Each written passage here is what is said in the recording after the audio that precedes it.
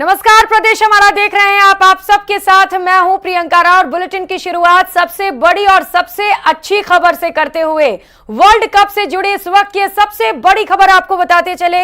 भारत ने इंग्लैंड को हरा दिया है। भारत इंग्लैंड के मुकाबले से जुड़ी ये बड़ी खबर सामने आ रही है। भारत ने इंग्लैंड को 100 रनों से हरा दिया। एक बड़ा झटका यहां पर इंग्लैंड को लगते हुए इंग्लैंड की टीम 129 रन पर ऑल आउट हो गई। वर्ल्ड कप में भारत की लगातार ये छठी जीत है। क्रिकेट वर्ल्ड कप के सेमीफाइनल में भारतीय टीम पहुंच चुकी है। सेमीफाइनल में पहुंचने वाली पहली टीम भारत की टीम बनी है। मोहम्मद शमी ने सबसे ज्यादा 4 विकेट चटकाए, तो वहीं बुमराह ने 3, कुलदीप ने 2, जडेजा ने 1 विकेट लिया और भारत ने 9 विकेट पर 229 रन बना डाले। तो एक ऐतिहासिक जीत, कई सालों के बाद इंग्लैंड पर वर्ल्ड कप में भारत ने जीत हासिल की। और उसके बाद की तस्वीरें देखिए, कैसे भारतीय लोगों में जबरदस्त उत्साह इस जीत को लेकर, जश्न की तस्वीरें भी सामने आने लग गई हैं और इंडिया इंडिया के नारे लगते हुए वहां पर वर्ल्ड कप से जुड़ी ये तस्वीरें आपको दिखा रहे हैं, जहां पर भारत ने इंग्लैंड को करारा झटका दिया है। महामुकाबले में भारत ने जीत हासिल कर ली है और इंग्लैंड को 100 रनों से भारत ने हरा दिया। इंग्लैंड की टीम महज 129 रनों पर ऑल आउट हो गई और वर्ल्ड कप में भारत की लगातार ये छठी बड़ी जीत है। और इसी के साथ भारत ने सेमीफाइनल की एंट्री भी ले ली है। पहली टीम भारत की टीम बनी है जिसने सेमीफाइनल में एंट्री ले ली है।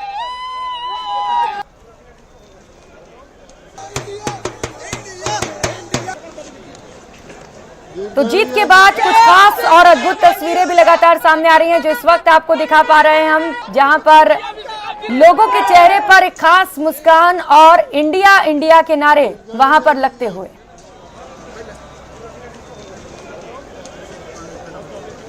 तो वर्ल्ड कप में भारत की लगातार ये छठी बड़ी जीत है और इसी के साथ भारत ने, इंडिया ने सेमीफाइनल में एंट्री ले ली है। और सुनिए लोग क्या बोल रहे हैं। जीत गया, जीत गया, जीत गया, जीत गया।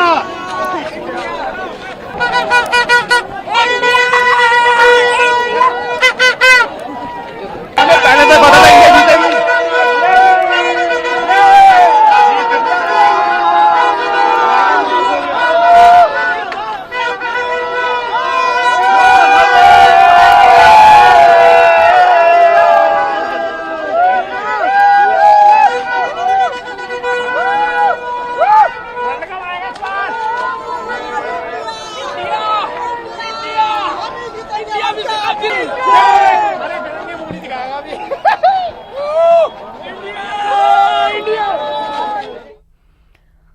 तो वहीं आंध्र प्रदेश से इस वक्त की बड़ी खबर सामने आ रही है, जहां पर बड़ा ट्रेन हादसा हो गया है। विशाखापट्टनम रायगढ़ पैसेंजर ट्रेन पटरी से उतर गई।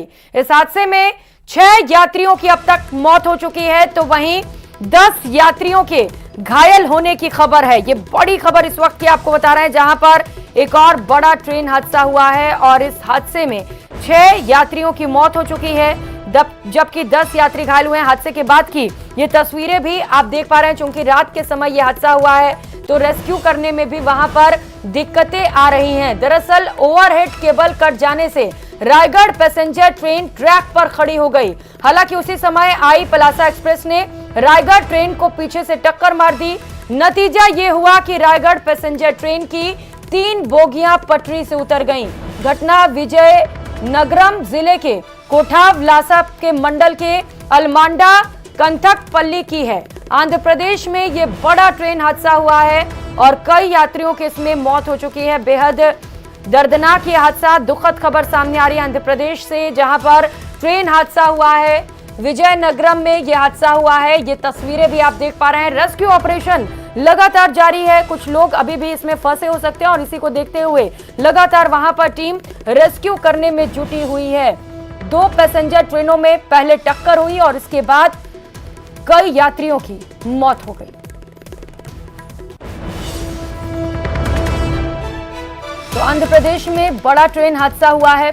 जरूरी है कि इस तरीके के हादसों पर जांच हो। जब एक ट्रेन वहां पर पहले से रुकी हुई थी तो दूसरी ट्रेन उसी पटरी पर उसी वक्त कैसे आ गई, ये तमाम बड़े सवाल हैं। जिन्हें लेकर जांच बेहद जरूरी है ताकि आगे दोबारा से इस तरीके के हादसे रिपीट ना हो, ताकि लोगों की जान सुरक्षित रहे, लोग ट्रेन में ट्रेवल करने से कतराए नहीं, क्योंकि जिस तरीके से लगातार ट्रेन में हादसे हो रहे हैं अब शायद लोगों को ट्रेन में सफर करने में भी डर लगेगा। ये तस्वीरें आप देख पा रहे हैं आंध्र प्रदेश के विजयनगरम से ये तस्वीरें सामने आई हैं। बेहद खौफनाक ये तस्वीरें, जहां पर दो ट्रेनों की आपस में टक्कर और कई बोगियां पटरी से नीचे उतर गईं। कई यात्रियों की इसमें मौत हो गई है। और जयपुर से बड़ी खबर का रुख कर लेते हैं। बहुजन समाज पार्टी से जुड़ी ये बड़ी खबर आपको बताते चले। बीएसपी ने 5 प्रत्याशियों के नामों की घोषणा कर दी है। सूरतगढ़ से महेंद्र भादु, रायसिंह नगर से जसप्रीत कौर, हवा महल से तरुषा पराशर और लालसोट से द्वारिका प्रसाद के साथ ही सवाई माधोपुर से ब्रह्म सिंह गुर्जर को प्रत्याशी बनाया गया है। तो ये लिस्ट आपको दिखा रहे हैं। ये लिस्ट जारी की गई है बहुजन समाज पार्टी की ओर से। कुल 5 प्रत्याशियों का ऐलान किया गया है। 5 प्रत्याशियों को चुनावी मैदान में उतारा गया है। जगह के साथ साथ प्रत्याशियों के नाम भी आपको टीवी स्क्रीन पर दिखा रहे हैं, जिनकी घोषणा बसपा की ओर से की गई है।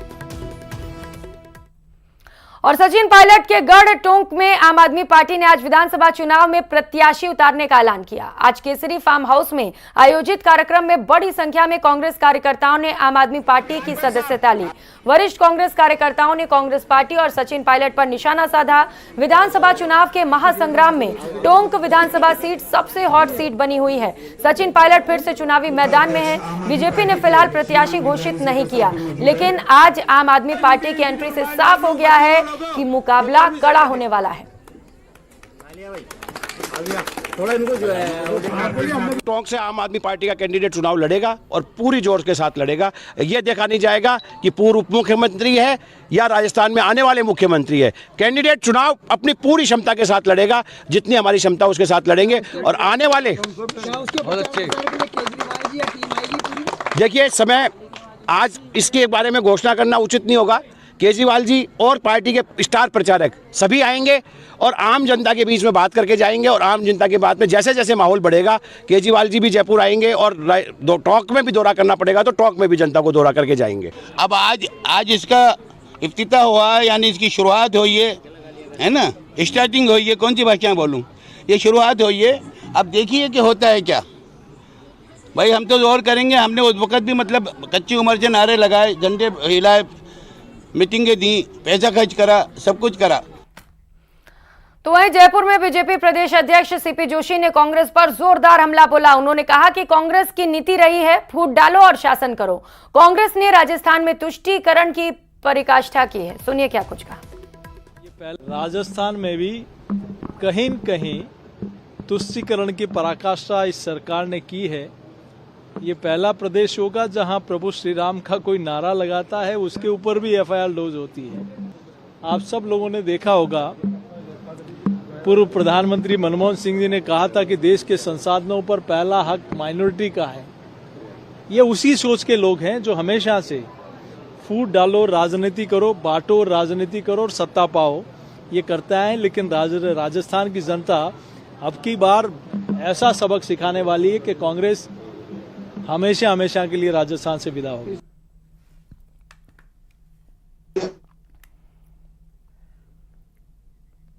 तो वहीं कांग्रेस के प्रचार वाले होर्डिंग्स को लेकर बीजेपी ने सीएम गहलोत पर निशाना साधा। बीजेपी के प्रदेश अध्यक्ष सीपी जोशी ने कहा कि कांग्रेस के होर्डिंग्स पर सिर्फ 2 ही नेताओं के फोटो नजर आ रहे हैं, बाकी नेताओं के चेहरे नजर ही नहीं आ रहे हैं। उन्होंने कहा कि इससे फिर से ये साबित हो रहा है कि सारी पार्टी में ही मैं ही चलाता हूं, सारी व्यवस्था मैं ही देता हूं, कौन होता है हाईकमान। आज मैं जरूर ये कह सकता हूं कि जब मैं इस दिशा में आ रहा था तो कुछ होर्डिंग में देख रहा था रास्ते में कि 2 ही फोटो दिखाई दे रहे हैं कांग्रेस पार्टी के होर्डिंग। बाकी लोगों के चेहरे तो कुछ ठीक से दिखाई नहीं दे रहे हैं। तो वो ये बात फिर से साबित हो रही है कि आज मैं पूरी पार्टी मैं चलाता हूं, सारी व्यवस्थाएं मैं देता हूं, इसलिए कौन होता है हाईकमान और मैं ही सबसे योग्य, बाकी सब नकारा और निकम्मा, ये बात फिर साबित हो गई। तो मैं इस दिशा में कांग्रेस पार्टी को ये जरूर जो कहा गहलोत जी ने वो आज दिखता हुआ दिखाई देना है। तो वहीं कांग्रेस प्रत्याशी ओम प्रकाश हुड्डा के पैसे बांटने का वीडियो वायरल होते ही वो विवादों में आ गए, जिसके बाद रिटर्निंग ऑफिसर नोटिस भेजकर उनसे जवाब मांगा गया। लेकिन इस बीच वीडियो वायरल होते ही विपक्ष कांग्रेस पर हमलावर हो गया है। देखिए, एमएलए ओम प्रकाश हुड्डा के वायरल वीडियो पर एक्शन। रिटर्निंग ऑफिसर ने नोटिस भेजकर मांगा जवाब। प्रचार के दौरान पैसे बांटने का वीडियो वायरल। वीडियो वायरल होते ही विवाद में घिरे नेताजी। ओम प्रकाश हुड्डा लोगों को पैसे बांटते हुए वीडियो में रिकॉर्ड हुए हैं, लेकिन चुनाव आयोग को इस मामले में सख्त कार्रवाई करनी चाहिए। विधायक ओम प्रकाश हुड्डा की ये वही 3 वीडियो जिसमें वो पैसे बांटते और पैर छूते नजर आए। चुनावी मौसम में जीत के इरादे से भले ही वो ऐसा कर रहे हो, लेकिन नेताजी शायद भूल गए कि चुनाव की तारीखों के ऐलान के साथ ही प्रदेश में आचार संहिता भी लागू है और ऐसा करना आचार संहिता के उल्लंघन के दायरे में आता है, जिसके बाद रिटर्निंग ऑफिसर ने नोटिस भेजकर जवाब मांगा। वहीं दूसरी तरफ बीजेपी भी हमलावर नजर आई। राजस्थान की जनता को 5 साल लूटने वाली कांग्रेस पार्टी और उसकी सरकार आज जब चुनाव में बुरी तरह हार रही है तो लोगों को पैसे के दम पर खरीदने की कोशिश कर रही है।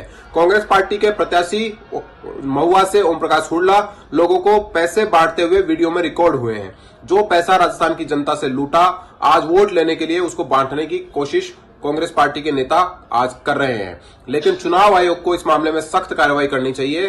प्रसंज्ञान लेना चाहिए कि ऐसे लोग जो कि पैसे से वोट खरीदने की कोशिश कर रहे हैं, उनके खिलाफ सख्त से सख्त कार्रवाई हो। ईडी की कार्रवाई के बाद विधायक ओम प्रकाश हुड्डा पहले से ही चर्चा में थे, लेकिन इन 3 वीडियो के वायरल होते ही वो एक बार फिर सुर्खियां बटोर रहे हैं। वो वीडियो में साफ कहते हुए सुने जा सकते हैं कि उनके प्रचार का पहला दिन है और वो ऐसा आशीर्वाद लेने के लिए कर रहे हैं। हमारा प्रचार का पहला दिन है। हम महुआ से बाराड़ी में से खुला जा रहे हैं और हमें क्या नाम भैया कृष्णा बैरवा जी की भरी जेब मिली है, उनका आशीर्वाद मिला है। 100% जीत होगी हमारी। चुनावी मौसम में कांग्रेस उम्मीदवार की पैसे देते वीडियो वायरल हुई तो सियासत होना लाजमी। ऐसे में जहां बीजेपी हमलावर है, वहीं कांग्रेस बचाव करती दिखी। पैसे के आधार पे सत्ता भारतीय जनता पार्टी बनाती है। हम संस्कृति का सम्मान करते हैं, हमारी बहन बेटियों का सम्मान करते हैं। परंपरा की आड़ में राजनीतिक हित साधने की कोशिश हुई, इससे इनकार नहीं किया जा सकता। लेकिन प्रदेश में आचार संहिता का सख्ती से पालन हो, उसके लिए चुनाव आयोग की टीम भी अलर्ट है। न्यूज़ 18 राजस्थान के लिए आशीष की रिपोर्ट।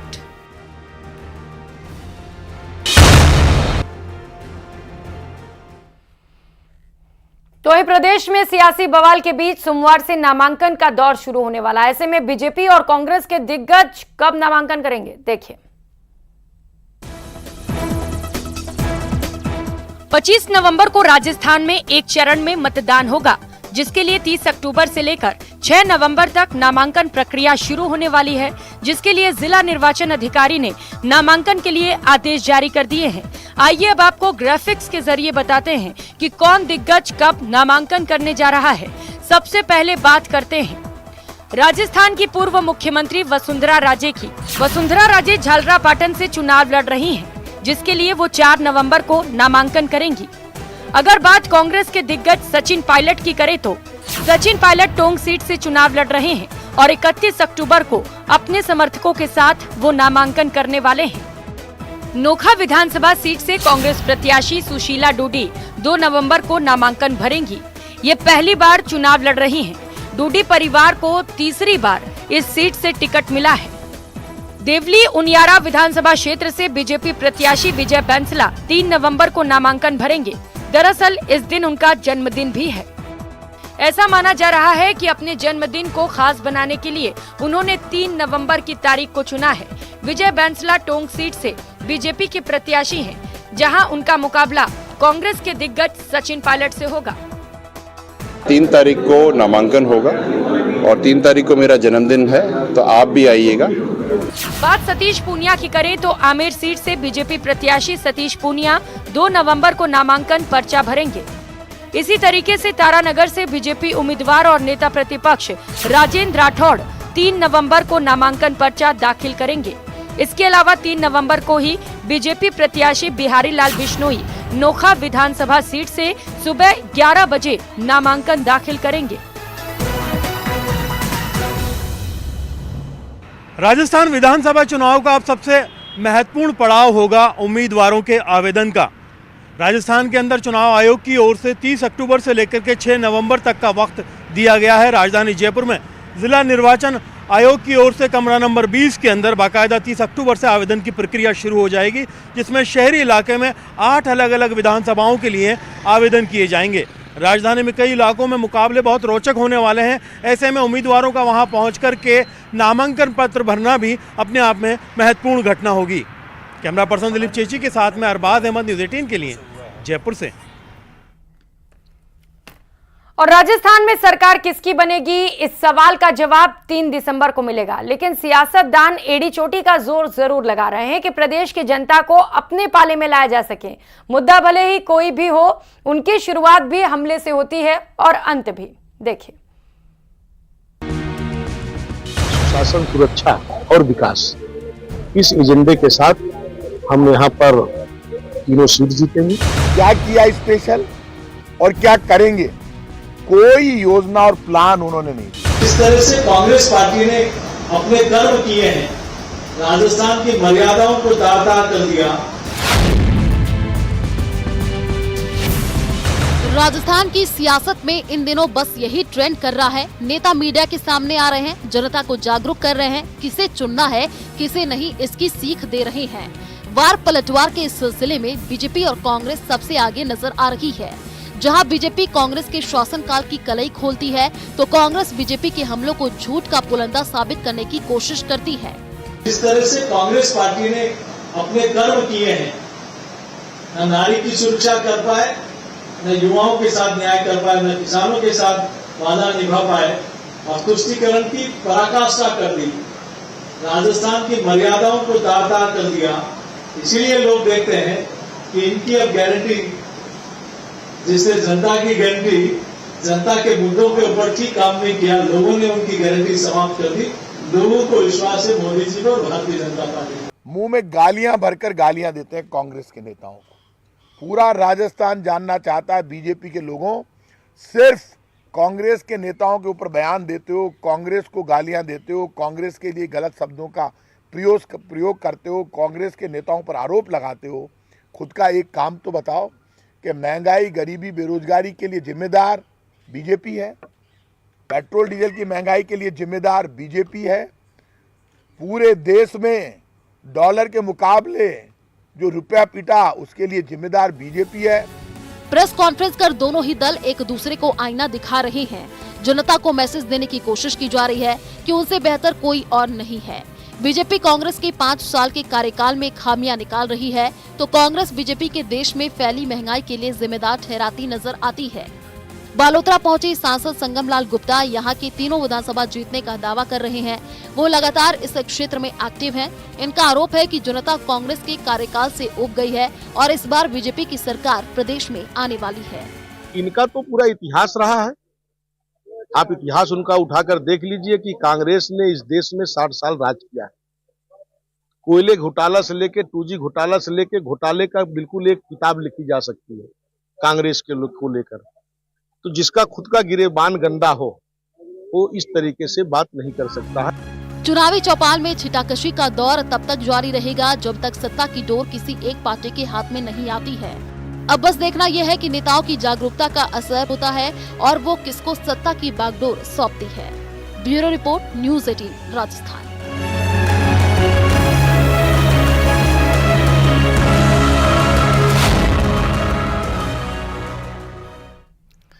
और खबरों में आगे बढ़ते हुए रिलायंस फाउंडेशन के संस्थापक और अध्यक्ष नीता अंबानी को US India strategic partnership forum ने ग्लोबल लीडरशिप अवार्ड से सम्मानित किया है। दिल्ली में आयोजित किए गए सम्मान समारोह में शिरकत करते हुए नीता अंबानी ने कहा, मैं अपनी पूरी टीम की ओर से विनम्रता पूर्वक ये पुरस्कार स्वीकार करती हूँ। मैं रिलायंस के धड़कते दिल का प्रतिनिधित्व करती हूँ और अच्छा काम हमेशा से रिलायंस का हिस्सा रहा है। हम 40 साल के अंतराल के बाद ओलंपिक आंदोलन को अपने देश में वापस लाएं। आईओसी ने क्रिकेट को ओलंपिक खेल बना दिया। 128 साल बाद क्रिकेट अमेरिका में LA गेम्स 2028 में ओलंपिक में प्रवेश करेगा। जैसा कि हम अमेरिका में क्रिकेट खेलेंगे, वैसे ही हम भारत में बेसबॉल ला सकते हैं। खेलों का आदान प्रदान सपनों और दोस्ती का आदान प्रदान है। Well, I feel extremely honored and privileged to receive this award, and I hope this will energize our whole team at Reliance Foundation to do more and better work. Okay. Ma'am, also can you shed some light on your CSR responsibilities? What are your priorities now? I've already spoken about it. I think as Reliance Foundation, we have reached out to 71 million people of India. And what is closest to my heart is empowering women and educating our young children. Education and sports for all. Every child must have the right to play and a right to learn. So that, and now of course the Nita Mukesh Ambani Cultural Center is taking up a lot of my energies, and it's wonderful to see Indian artists and artisans getting so much respect, not just इस bulletin में फिलहाल इतना ही। नमस्कार।